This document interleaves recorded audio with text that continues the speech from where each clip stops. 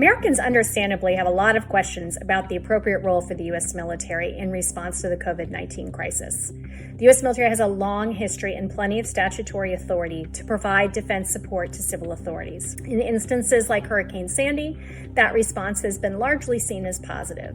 In other cases like Hurricane Katrina, the response has been criticized as being late to need and disjointed. Unfortunately, DoD today is tending more toward the Hurricane Katrina example. Secretary of Defense Marc Esper is in a difficult position.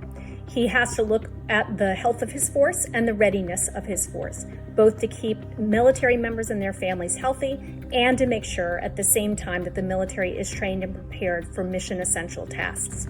But there's still plenty that the Department of Defense can and should be doing in this crisis that is not yet happening.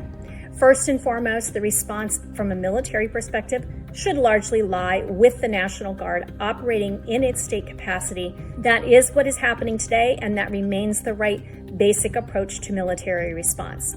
But again, there are many things DoD can and should be doing in addition to this National Guard state capacity approach. On issues of medical assets, the Department of Defense has already committed to provide millions of masks and up to 2,000 ventilators, but that equipment is not yet moving, even though the commitment was made a week ago. Just this week, the Defense Department stood up a senior-level task force to get these kinds of medical assets moving. The department's also late to need in using the authority provided in the Defense Production Act, which would allow it to have government contracts out now on more ventilators, masks, and other important goods and materials.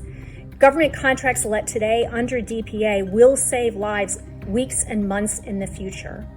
There is also opportunity for other personnel and assets to deploy. Today, there doesn't seem to be a command and control structure in place to actually facilitate the prioritization of civilian requests, anticipate requests that are likely to come down the line over the coming weeks and months, and prepare forces and capabilities for deployment in advance of any such requests. These are all easy approaches that are minimum expectations that have been met in the past, and DoD should be doing them now.